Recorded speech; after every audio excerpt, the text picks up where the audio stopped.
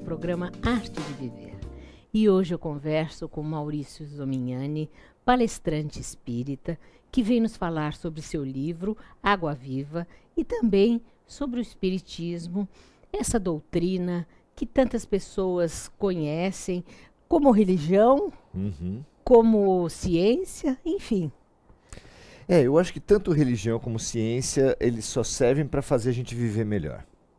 Se a gente não viver melhor a partir tanto da ciência quanto da religião, vai ser só para enganação, para a gente se iludir. E, na verdade, não estamos mais em momento de nos iludirmos, né? Agora, Maurício, no mundo tecnológico em que a gente vive, você acha que tem espaço para religião? Eu acho que cada vez mais, Mônica. Eu acho que há muito tempo que qualquer pessoa que observa o movimento da humanidade vê que nós temos crescido muito em tecnologia, mas temos usado muito mal a tecnologia. Por que será que se usa mal a tecnologia?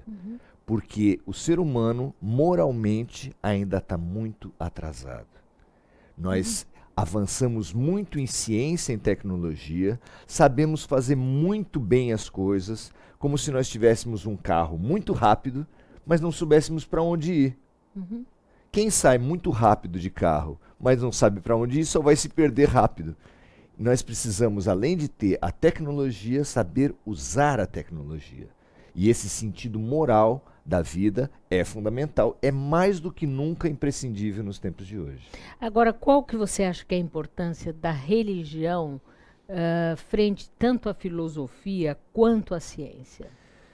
Pois a filosofia e a ciência, eles fazem a gente crescer intelectualmente, o que é uma grande conquista da alma. Nós precisamos entender o funcionamento das coisas, do mundo, ter meios. É um pouco relativo àquilo que a gente conversava antes.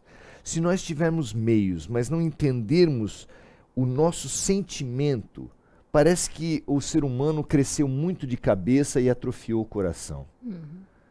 Quando a gente vê os principais problemas da humanidade, a solidão da alma humana, o suicídio e a depressão epidêmicas no mundo, a OMS preocupada, a Organização Mundial da Saúde preocupadíssima com a depressão do ser humano.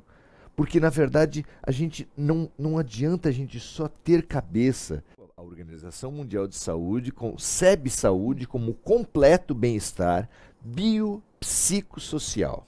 Se nós temos um completo bem-estar biopsicossocial, pergunto para todos nós, qual é o hospital que nos fornece esse completo bem-estar? Qual é o remédio que nos dá um bem-estar tão completo? Nós precisamos, sem dúvida, de pensar na nossa dimensão espiritual. Na nossa dimensão espiritual reside muito da nossa saúde. Tanto a saúde psicológica, ela é fundamental, a saúde física, mas se nós não pensarmos na nossa saúde espiritual, na nossa dimensão espiritual, vai ser um banco com dois pés. Para equilíbrio do banco e do ser humano, nós pelo menos precisamos ter 3 pés. Conta pra gente um pouquinho qual foi a fonte de inspiração do livro. Então, certamente esse livro também é uma parceria espiritual dos meus parceiros espirituais e uma contribuição minha, que a gente só vai saber qual a porcentagem quando alguém elucidar. Conta pra gente então um pouquinho do que fala Água Viva.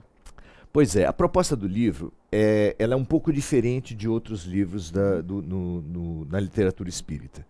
Ele é um livro que junta uma história, um romance, um conto, com o Evangelho, as passagens do Evangelho que falam a respeito da história de Jesus, e com trechos da codificação espírita, da melhor literatura espírita. Por que isso? Porque nós entendemos que tanto o Espiritismo quanto o próprio Evangelho só servem para alguma coisa se eles ajudarem a gente a interpretar melhor os fatos da vida. Qual você acha que foi a contribuição de Jesus tanto para o Espiritismo quanto para a humanidade?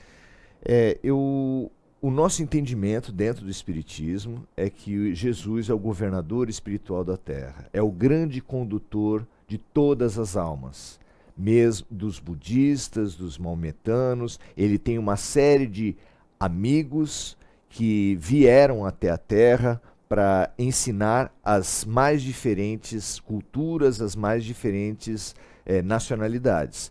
É ele o nosso grande professor, e ele coordena toda e inspira toda a Terra na sua evolução, nas suas melhores decisões, tanto na ciência, quanto na filosofia, quanto na religião.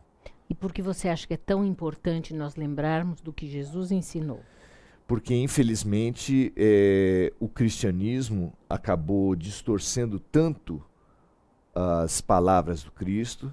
Hoje você tem o cristianismo muito ligado a ritos, práticas, conveniências, que infelizmente não foram preceituadas por Jesus.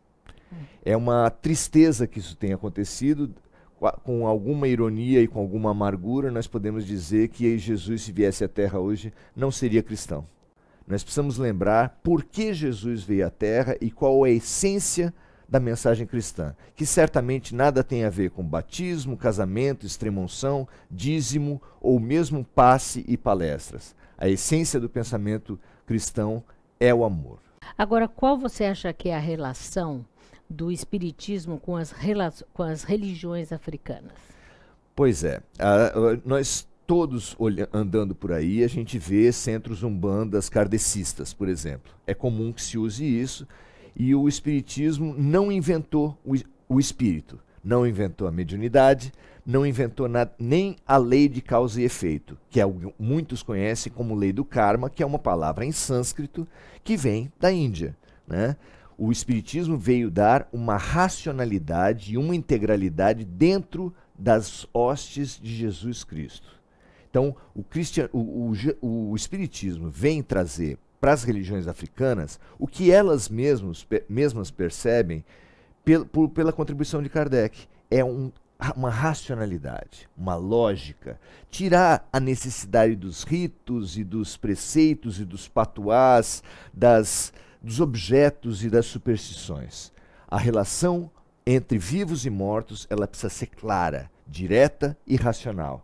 E isso o espiritismo tem uma contribuição muito grande, porque Allan Kardec era um cientista. Sim. E essa racionalidade, ela cai muito bem nos tempos de hoje, em que o ser humano não quer se perder nessa teia de preceitos e de incongruências e de preconceitos que existem entre muitas religiões. Muitos seres humanos hoje querem uma religião limpa, lógica, clara e inteligível. E isso é muito importante nos tempos de hoje. O espiritismo, como é que ele vê ou como é que ele se relaciona com as religiões orientais? O orientalismo ele é muito avançado em relação ao Ocidente, no aspecto das práticas e dos entendimentos espirituais. Há muitos milênios, a Índia já conhece a lei de causa e efeito, que eles chamam de lei do karma. Sim. E eles têm muito a ensinar. E essa integração Oriente e Ocidente é maravilhosa, ela é muito rica, ela propicia muitos ganhos para todos nós. Nós não temos preconceitos com relação a isso. O orientalismo, ele precisa ainda de um ganho, e isso na lei de causa e efeito é muito claro, um ganho no sentido da lei do amor.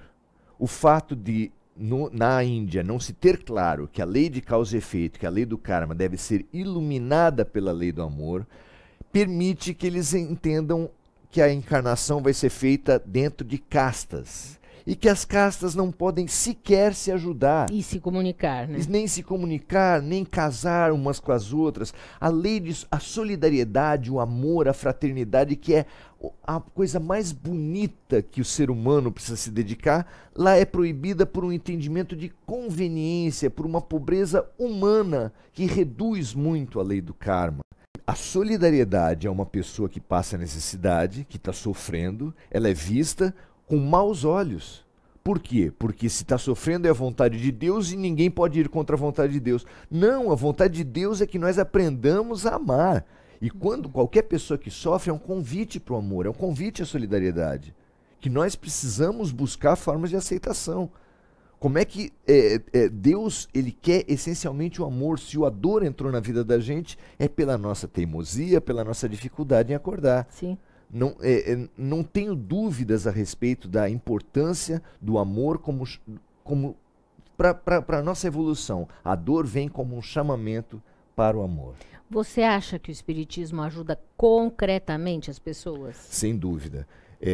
Chico Xavier e depois dele os inúmeros espíritas e médiuns que vêm trabalhando com as mensagens de mortos, vem consolando milhares e milhares de pessoas. O filme As Mães de Chico Xavier, Bacelli, são inúmeros os médiuns que hoje conseguem fazer a tarefa fundamental de trazer para uma mãe, para um pai, para um irmão, para um filho, que teve essa terrível abalo, porque na nossa sociedade a morte é um terrível abalo, e ele só com o espiritismo, só com a mensagem concreta do seu ente querido, ele consegue ter a certeza, não a crença, a certeza de que o seu ente querido continua vivendo e que ele continua a sua senda e que ele vai estar melhor quanto melhor tiver o seu próprio sentimento. Então você acha que há espaço para nós sermos felizes no mundo?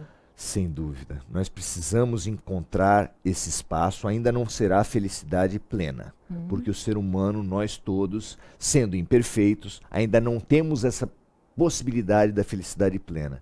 Mas a felicidade do crescimento, aquela felicidade que o meu filho teve nos primeiros anos de escola, quando ele voltou feliz da vida e falando: pai, olha o que eu aprendi hoje.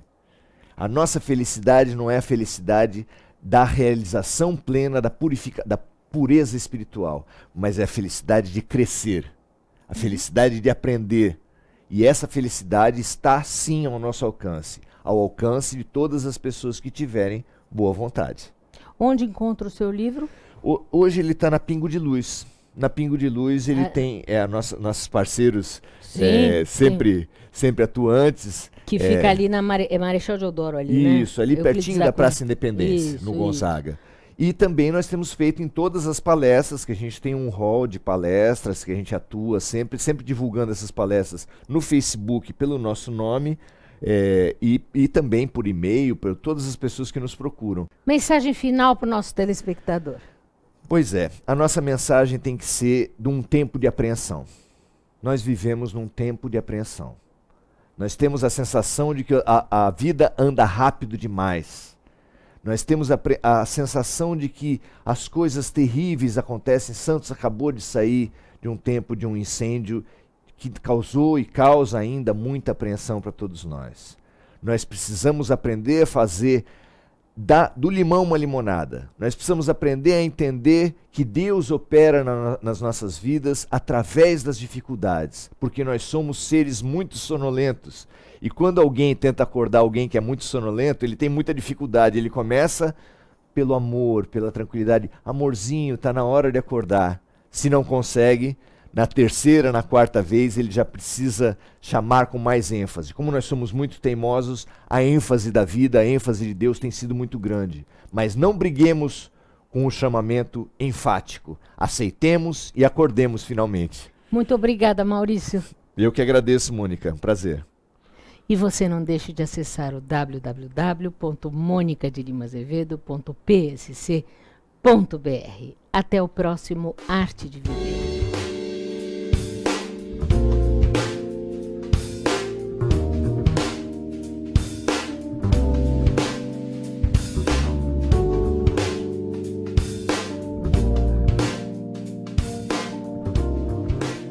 Tchau, tchau.